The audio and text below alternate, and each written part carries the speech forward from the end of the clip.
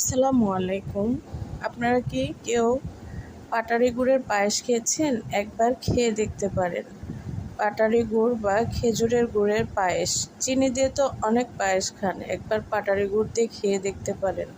প্রথমে 1 কেজি দুধ আমি ভালোভাবে জাল করে নিয়েছি।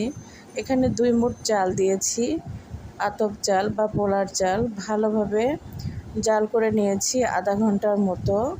চালটা যখন একদম ফুটে গিয়েছে, তখন আমি এখানে আগে থেকে পাটালি গুড় জাল করে ঠান্ডা করে নিয়েছি।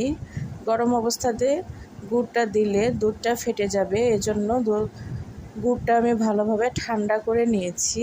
নিয়ে এবার পায়েসের মধ্যে দিয়ে দিলাম। দিয়ে একটু নেড়েচেড়ে 5 মিনিট জাল করে নিলে দেখবেন পাটালি গুড়ের পায়েস একদম রেডি। আপনারা যারা এখনও খাননি, এই প্রসেসে তৈরি করে